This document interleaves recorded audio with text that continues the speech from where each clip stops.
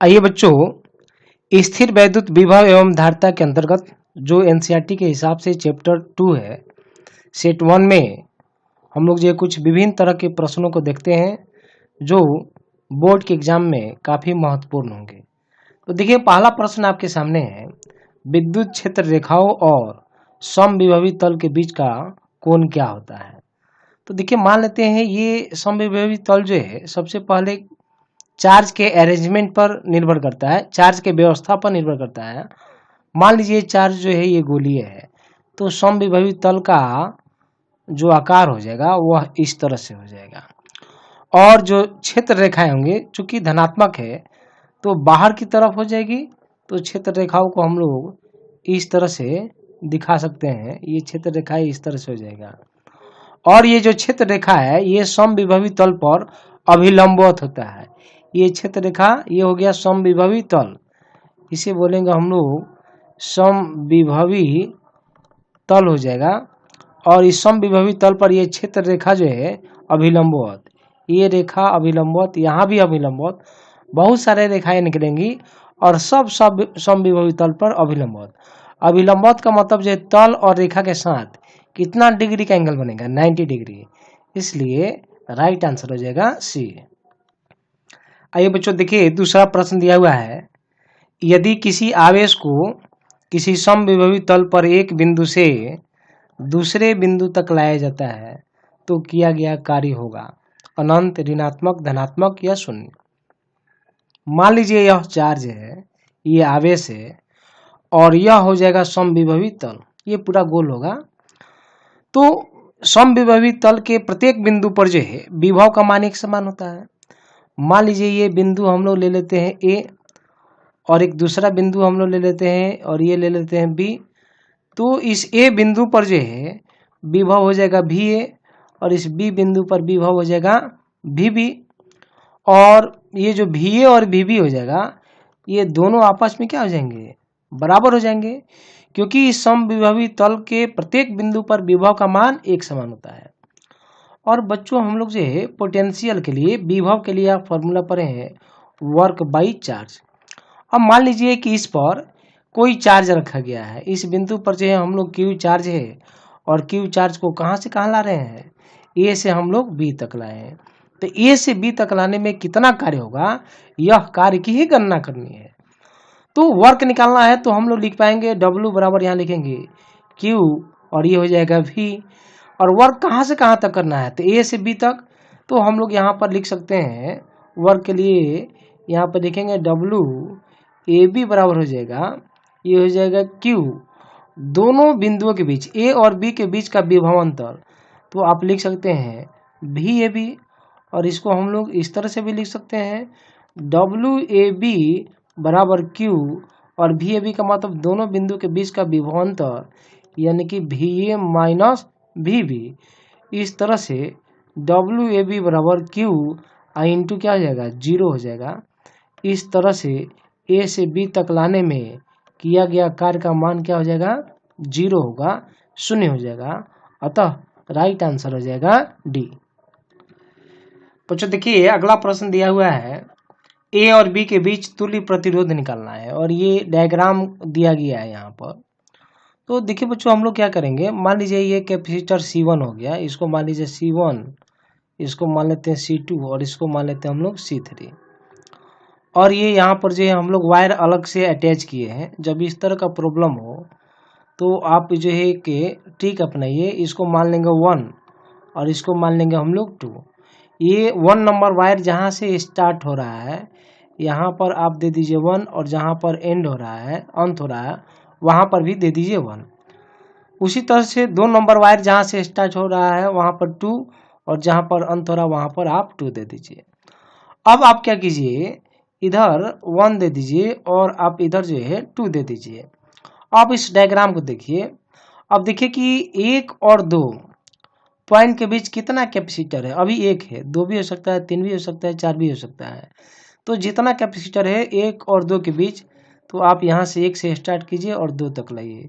तो इस तरह से हम लोग एक कैपेसिटर दे दिए, और ये हो गया आपका C1, यानी कि 4 माइक्रोफेराड। तो ये हो गया आपका C1। अब देखिए 2 और 1 के बीच, नहीं तो 2 पॉइंट हम लोग का यह है, तो 2 और 1 के बीच में तो इस तरह से आएंगे, और यहाँ पर एक ही कैपेसिटर है, 2 भी हो सकता है, जितना देगा उतना देंगे। तो हम लोग 2 से चले और फिर 1 की तरफ हम लोग यहाँ पर आ गए, और यह हो गया C2। यहाँ पर देखिए 1 और 2 के बीच में फिर से एक कैपेसिटर है, तो हम लोग यहाँ पर फिर से दे दिए 1 और हम लोग चले गए 2। अब ये वायर थोड़ा सा इधर निकला है, तो आप इधर निकाल सकते हैं और आप इधर निकाल सकते हैं। अब देखिए यह तीनों, ये हो गया आपका C3। अब ये तीनों कैपेसिटर जो है पैरेलल में है।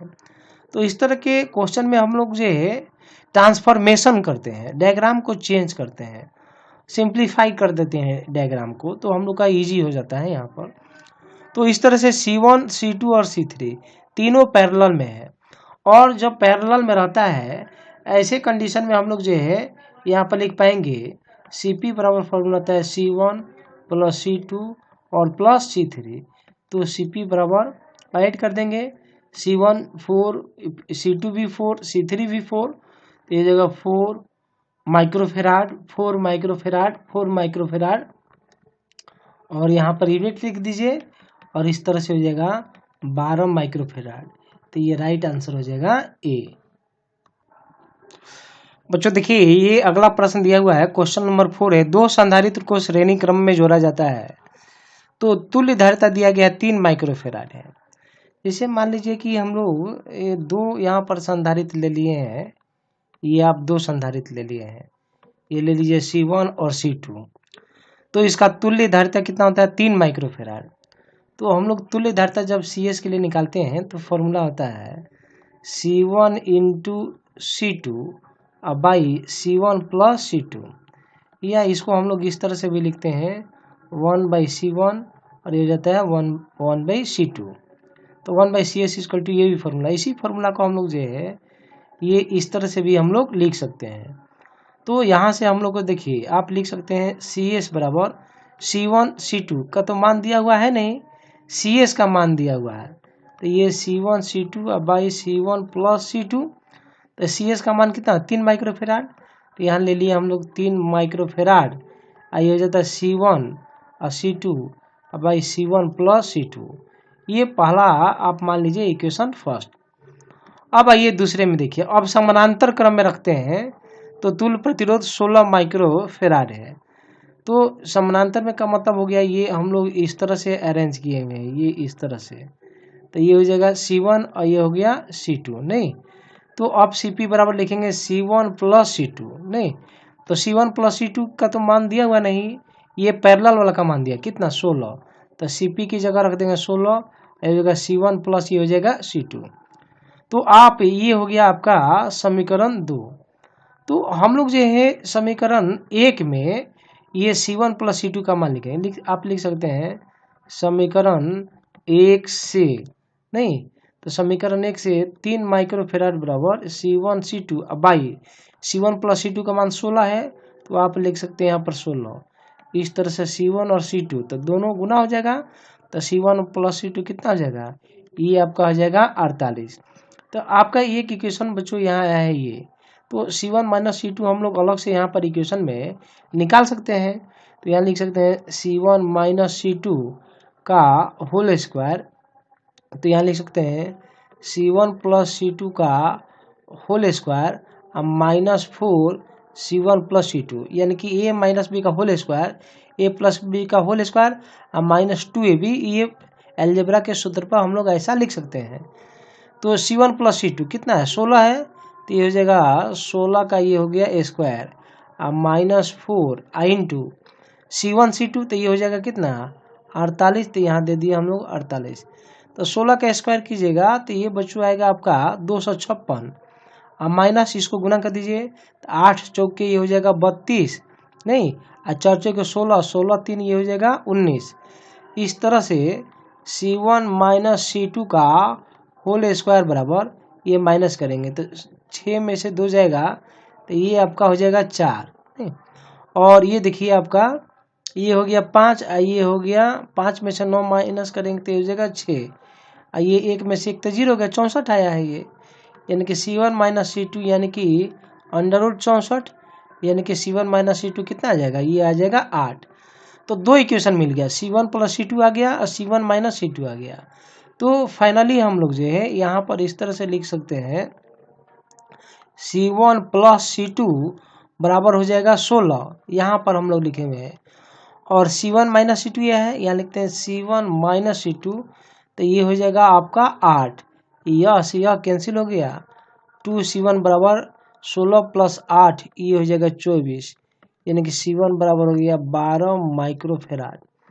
और C2, तो C1 प्लस C2 का मान 16 है और C1 ही 12 है, तो शेष हम लोग का हो जाएगा, तो 16 में ये 12 माइनस कर देंगे तो 4 माइक्रोफेराड।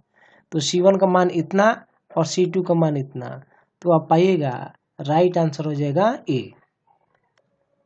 देखिए बच्चों, ये अगला प्रश्न दिया हुआ आपके सामने है, यदि किसी संधारित्र के आवेशित प्लेटों के बीच कोई परावैद्युत पदार्थ ला दिया जाए तो वैद्युत क्षेत्र का मान क्या होगा।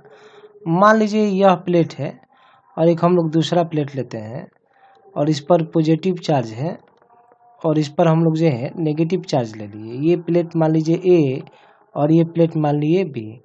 तो इलेक्ट्रिक फील्ड का डायरेक्शन किधर से किधर हो जाएगा, तो पॉजिटिव प्लेट से किसके तरफ, नेगेटिव प्लेट की तरफ हो जाएगा यहाँ पर। अब देखिए बच्चों, जब कोई परावैद्युत पदार्थ हम लोग इसके अंदर लाएंगे, मान लीजिए परावैद्युत पदार्थ हम लोग ला दिए इसके अंदर, तब क्या हो जाएगा, इस परावैद्युत पदार्थ का ध्रुवण होगा। क्या हो जाएगा, परावैद्युत पदार्थ का ध्रुवण हो जाएगा। और यह जो ई है इसको हम लोग बोलेंगे अप्लाइड इलेक्ट्रिक फील्ड, यानी कि जो वैद्युत क्षेत्र हम लोग संधारित्र पर हम लोग आरोपित किए हुए हैं।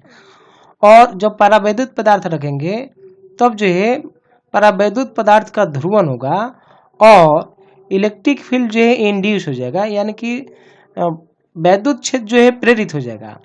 और इसके अंदर जो वैद्युत क्षेत्र प्रेरित होगा उसका डायरेक्शन जो है इधर से इधर हो जाएगा। इस पदार्थ है यानी कि परावैद्युत पदार्थ के कारण ध्रुवण और ध्रुवण के कारण जो है यहाँ पर वैद्युत क्षेत्र प्रेरित होगा, जिसकी दिशा जो है आरोपित वैद्युत क्षेत्र के दिशा के ऑपोजिट डायरेक्शन हो जाएगा। तो इस तरह से ये जो हम लोग का ये जो ई है, बोलने का मतलब यह जो हम लोग आरोपित इलेक्ट्रिक फील्ड है उसका वैल्यू जो है इसके ऑपोजिट डायरेक्शन में होने के कारण कम हो जाएगा। यानी कि आरोपित, यहाँ पर लिख सकते हैं आरोपित विद्युत क्षेत्र, और एक दूसरा हम लोग का विद्युत क्षेत्र हो रहा है ध्रुवण के कारण, उसको बोलेंगे प्रेरित विद्युत क्षेत्र। ये हो जाएगा प्रेरित विद्युत क्षेत्र है, यह हो जाएगा आरोपित विद्युत क्षेत्र। तो इसका मान ज़्यादा और प्रेरित का जो है मान कुछ कम होगा यहाँ पर, तो कुछ बढ़ते जाएगा धीरे धीरे। तो अब यह क्या करेगा, इसको कम करते जाएगा। तो जब कम करेगा तो जो नेट हम लोग का हो जाएगा, यानी कि जो नेट विद्युत जो क्षेत्र हो जाएगा, यह नेट विद्युत क्षेत्र का मान क्या हो जाएगा, फाइनली कम होगा, क्योंकि ये अधिक है, ये अब आरोपित किया गया है और ये प्रेरित हो रहा है इसके विपरीत में। तो नेट विद्युत क्षेत्र का मान धीरे धीरे कम होगा। कम होने का मतलब क्या हो जाएगा, घटेगा। तो राइट आंसर हो जाएगा ए। ठीक है बच्चों, ये नेक्स्ट क्वेश्चन हम लोग का है, संधारित्र की धारिता का मात्रक निकालना है, मतलब कि ऐसा ही मात्रक निकालना है आपको। तो देखिए फॉर्मूला होता है Q बराबर सी भी, ये आंसर हो गया, सोल्यूशन कर रहे हैं हम लोग। Q बराबर सी भी, तो C को ही हम लोग बोलते हैं धारिता, तो C बराबर हो जाएगा Q बाई भी। नहीं, तो ये देखिए ये चार्ज है, आवेश है, तो आवेश का मात्रक क्या होता है, कूलाम होता है। तो आवेश के लिए हो गया कूलाम। और ये विभव है, विभव के लिए क्या होता है, तो विभव के लिए होता है वोल्ट। तो हम लोग लिख सकते हैं इसका मात्रक क्या हो जाएगा, कूलाम, और हो जाएगा प्रति वोल्ट। नहीं, तो इस तरह से हम लोग C और इस तरह से भी हम लोग लिख सकते हैं किसको, तो कूलाम प्रति वोल्ट को हम लोग लिखते हैं C और V के पावर -1। और देखिए बच्चों, एक कूलाम प्रति वोल्ट बराबर होता है एक फैराड होता है। नहीं, एक फैराड।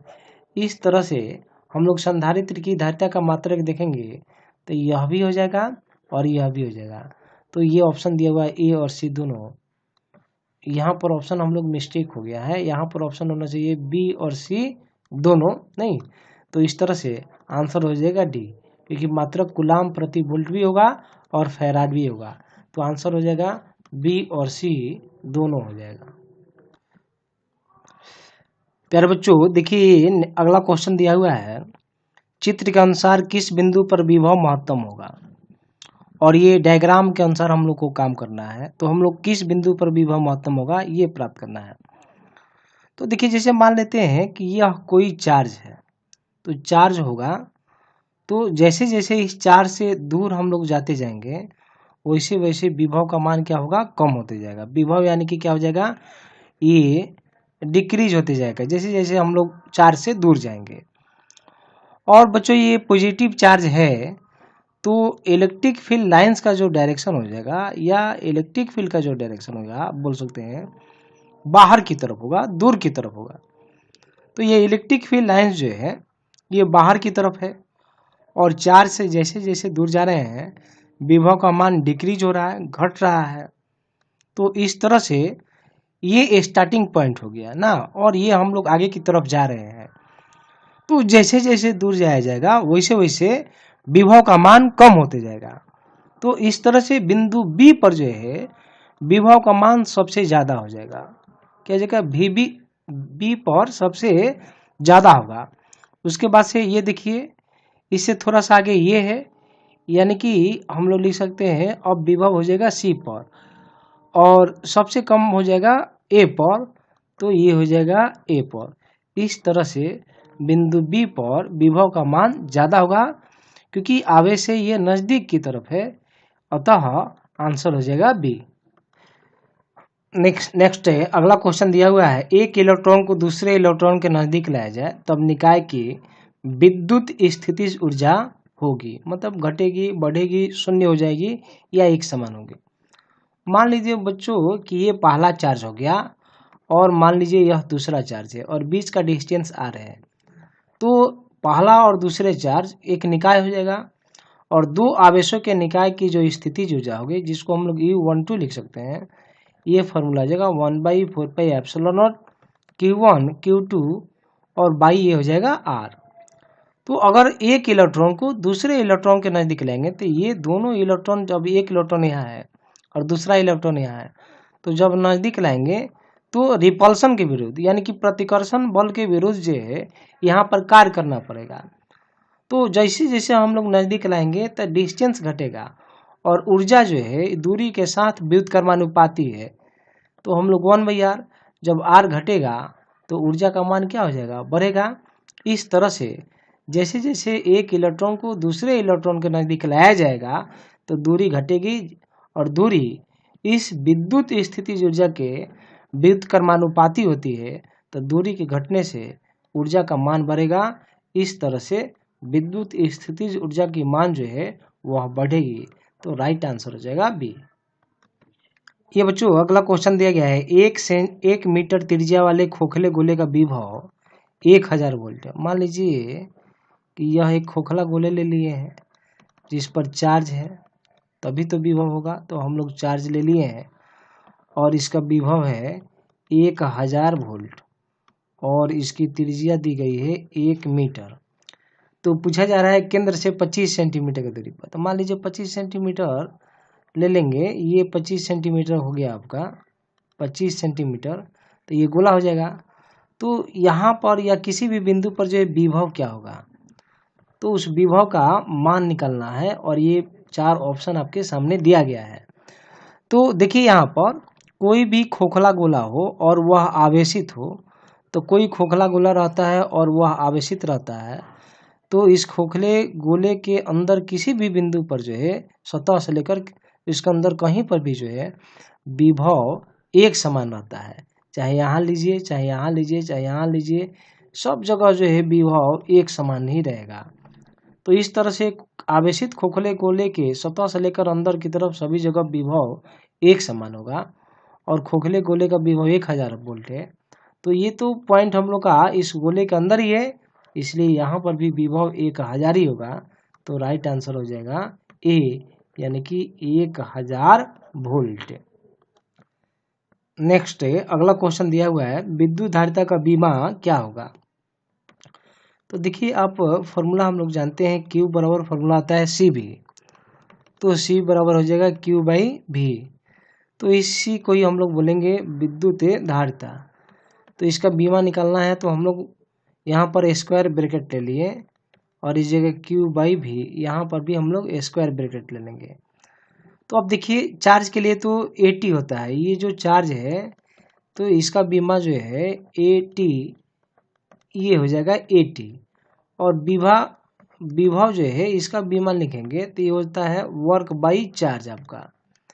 तो वर्क के लिए होता है एम एल स्क्वायर और टी के पावर -2, और चार्ज के लिए यहाँ हो जाएगा ए टी, ये ऊपर चला जाएगा तो एम एल स्क्वायर, ये 2 ऊपर जाएगा तो इस पर पावर 1 है, ऊपर जाएगा तो एक माइनस हो जाएगा और 2 पहले से है तो टी के पावर -3, और ये ऊपर जाएगा तो ये हो जाएगा ए के पावर -1। तो विभव का निकालिए, चार्ज का यहाँ निकाल रख देंगे मान। तो इस तरह से मान रखेंगे हम लोग। तो C बराबर जो फॉर्मूला लिखे Q बाई भी, और चार्ज का यहाँ निकाले हैं AT, तो यहाँ लिख देंगे AT, और V के लिए यह हो जाएगा यानी कि एम एल स्क्वायर टी के पावर -3 और ए के पावर -1। तो यहाँ पर हम लोग दे दिए इस तरह से।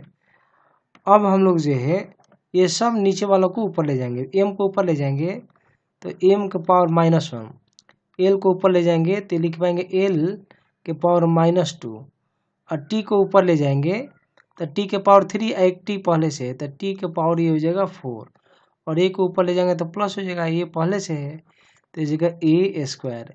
तो इस तरह से हम लोग विद्युत धारिता की बीमा की प्राप्ति कर लेते हैं। तो ये हो गया हम लोग का विद्युत धारिता।